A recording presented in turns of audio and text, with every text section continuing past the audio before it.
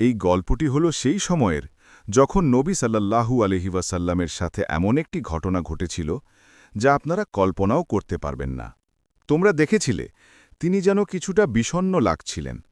হয়তো জানি না, মদিনার বাতাসেও যেন কেমন একটা পরিবর্তন ছিল। এক রাতে মদিনার বাতাস ছিল সামান্য ভারী।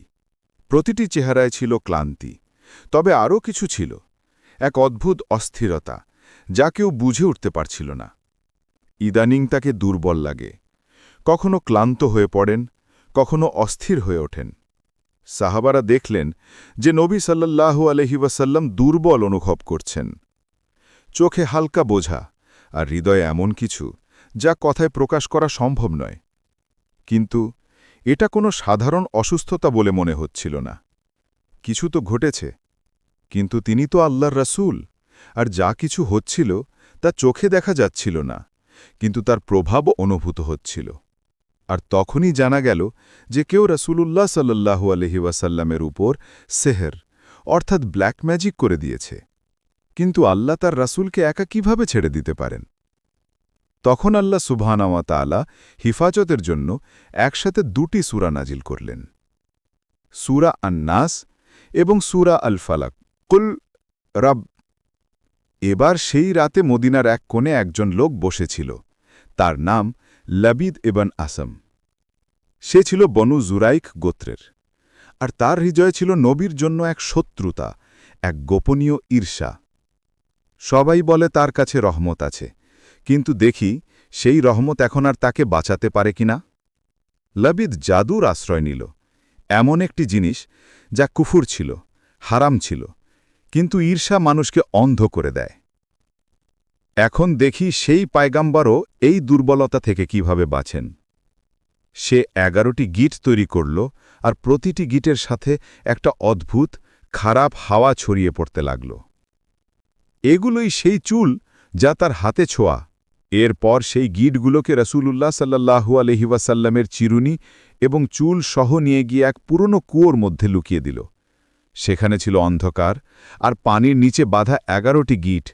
প্রতিটি গিট একটি প্রভাব ফেলছিল, যেমন ক্লান্তি, অস্থিরতা আর দুর্বলতা। দুটি ঐশ্বরিক ঢাল যা প্রতিটি মন্দ, হিংসা এবং অন্ধকার থেকে রক্ষা করে। এরপর নবী সাল্লাল্লাহু আলাইহি ওয়াসাল্লাম প্রতিটি আয়াত পাঠ করলেন। প্রতিটি আয়াতের সাথে একটি একটি করে গিট খুলতে লাগল, যেন প্রতিটি শব্দে আল্লাহর কুদরত বা ক্ষমতা বিরাজমান। আর যখন শেষ আয়াতটি পড়া হল, তখন শেষ গিটটিও খুলে গেল, আর এর সাথেই রাসূলুল্লাহ সাল্লাল্লাহু আলাইহি ওয়াসাল্লাম একেবারে সুস্থ হয়ে গেলেন এবং জাদুর প্রভাবও শেষ হয়ে গেল। এই সেই রাত ছিল যখন আল্লাহ তার নবীকে শুধু সুস্থতাই দেননি, বরং সমগ্র উম্মাকে এমন একটি আধ্যাত্মিক ঢাল বা স্পিরিচুয়াল শিল্ড প্রদান করলেন যা কিয়ামত পর্যন্ত প্রতিটি মুমিনকে রক্ষা করবে। সুবহানাল্লাহ। সূরা আল ফালাকের ব্যাখ্যা। বিসমিল্লাহির রহমানির রহিম। কুল আউযু বিরব্বিল ফালাক মিন শাররি মা খালাক ওয়া মিন শাররি গাসিকিন ইযা ওয়াকাব ওয়া মিন শাররিন নাফাসাতি ফিল উকদ ওয়া মিন শাররি হাসিদিন ইযা হাসাদ। সূরা আল ফালাক একটি দোয়া। এটি সুরক্ষার একটি সূরা, যেখানে আল্লাহ তাআলা আমাদের শেখাচ্ছেন যে আমরা যেন আমাদের চারপাশের প্রতিটি বাহ্যিক স্তর, এক্সটার্নাল লেভেল থেকে আশ্রয় চাই। তা হোক রাতের অন্ধকার, যা একাকিত্ব আর ভয় সৃষ্টি করে, কিংবা কোনো মানুষের খারাপ উদ্দেশ্য, অথবা সেই হিংসা ও কুদৃষ্টি যা হৃদয়ে জ্বালা এবং অস্থিরতা সৃষ্টি করে।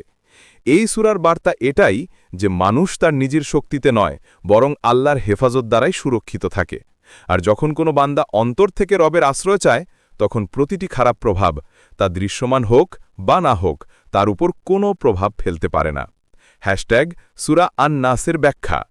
আউযু বিরব্বিন নাস, মালিকিন নাস, ইলাহিন নাস, মিন শাররিল ওয়াসওয়াসিল খান্নাস, আল্লাযী ইউওয়াসউিসু ফি সুদুরিন নাস, মিনাল জিন্নাতি ওয়ান নাস। সূরা আন-নাস এমন একটি দোয়া যা আমাদের রক্ষা করে সেই সব জিনিস থেকে যা চোখে দেখা যায় না, বরং ভেতর থেকে আমাদের মন ও হৃদয়ের উপর প্রভাব ফেলে। এই সূরা আমাদের বলে যে সবচেয়ে বিপজ্জনক শত্রু সে নয় যে সামনে থেকে আক্রমণ করে, বরং সে হল ওয়াসওয়াসা, অর্থাৎ সেই ফিসফিসানির শব্দ যা নীরবে আমাদের হৃদয়ের ভেতরে প্রবেশ করে। কখনো কখনো সেই আওয়াজ আমাদের পথভ্রষ্টতার দিকে ডাকে, কখনো রাগ ও ঘৃণা ভরে দেয়, কখনো সন্দেহ আর অন্ধকারে ফেলে দেয়, যাতে মানুষ তার রব থেকে দূরে সরে যায়। এই কারণেই আল্লাহ তার নবীকে এই দোয়া শিখিয়েছিলেন যে যখনই হৃদয়ে অস্থিরতা, সন্দেহ বা খারাপ চিন্তা আসে, তখন বলুক, আউযু বিরব্বিন নাস, মালিকিন নাস, ইলাহিন নাস। আমি সেই আল্লাহর আশ্রয় চাই যিনি মানুষের রব, তাদের মালিক এবং তাদের ইলাহ। এই সূরা আমাদের মনে করিয়ে দেয় যে আসল শান্তি তখনই মেলে যখন আমরা আমাদের হৃদয়কে আল্লাহর জিকির দ্বারা সুরক্ষিত রাখি। রাসূলুল্লাহ সাল্লাল্লাহু আলাইহি ওয়াসাল্লাম এই দুটি সূরা প্রতিদিন সকাল সন্ধ্যায় পড়তে শিখিয়েছেন এবং বলেছেন যে এই দুটি সূরার চেয়ে উত্তম আশ্রয়ের দোয়া আর অন্য কোনো সূরা নয়। দুই সূরার গুরুত্ব এখন আপনার একটু ভাবুন না, আল্লাহ তাআলা সূরা আল ফালাক এবং সূরা আন-নাসকে একসাথে কেমন নাজিল করলেন? কারণ দুটি সূরাই মিলে মানুষের সম্পূর্ণ সুরক্ষা করে, একটা বাহির থেকে আর অন্যটা ভেতর থেকে। সূরা আল ফালাক আমাদের শেখায় যে আমরা যেন আমাদের চারপাশের প্রতিটি বাহ্যিক বিপদ থেকে আল্লাহর আশ্রয় চাই, সেই সব লোকের থেকে যারা মন্দ কাজ করে, সে আবার সবাইকে ইমপ্রেস করছে, এবং সেই চোখ থেকে যা হিংসা ও ঈর্ষায় ভরা থাকে, ভেতরে খুব জ্বালা হচ্ছে। এখনকার সময়ে এই জ্বালা কারো ধন সম্পদ বা শুধু সৌন্দর্য থেকে হয় না, বরং সোশ্যাল মিডিয়ার একটি পোস্ট থেকেও সৃষ্টি হয়। কারণ কখনো কখনো কারো সফলতা দেখে হৃদয়ে ঈর্ষা হয়। সে কিভাবে সফল হলো, আমি কেন পেলাম না? কখনো কারো সুখ সহ্য হয় না, আরে বাবা, এই লোকগুলো সুখী হতে পারে কি করে? এটাই সেই সার যা থেকে সূরা আল ফালাক আমাদের বাঁচতে শেখায়। কিন্তু সূরা আন-নাস আরও গভীর একটি কথা বলে। সবচেয়ে বড় শত্রু সে নয় যে বাইরে আছে, বরং সে হলো যে ভেতরে আছে। সে হলো সেই যে তোমার হৃদয়ে সন্দেহ, দুঃখ এবং খারাপ চিন্তা ঢুকিয়ে তোমাকে তোমার রব থেকে দূরে সরিয়ে দিতে শুরু করে। কখনো তোমার সন্দেহ, আর কখনো সেই আওয়াজ যা বলে, তুমি একা, তুমি কিছুই করতে পারবে না, তুমি পারবে না। এই কারণেই আল্লাহ সুবহানাহু ওয়া তাআলা দুটি সূরা একসাথে পাঠিয়েছিলেন, যাতে তোমার বাহ্যিক জীবনও সুরক্ষিত থাকে এবং অভ্যন্তরীণ জীবনও সুরক্ষিত থাকে। আধ্যাত্মিক সুরক্ষা।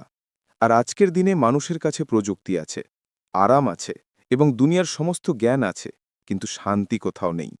চারপাশে এক অন্ধকার ছেয়ে আছে, দুশ্চিন্তা, ঈর্ষা, ভয়, হতাশা এবং নেতিবাচক চিন্তা। কেউ কিছু জানে না। এই কারণেই আল্লাহ তাআলা কোরআনের শেষ দুটি সূরা, সূরা আল ফালাক এবং সূরা আন-নাস, আমাদের জন্য একটি আধ্যাত্মিক সুরক্ষার রূপে তৈরি করেছেন। সূরা আল ফালাক আমাদের শেখায় যে বাইরের প্রতিটি ক্ষতি থেকে আল্লাহর আশ্রয় চাও।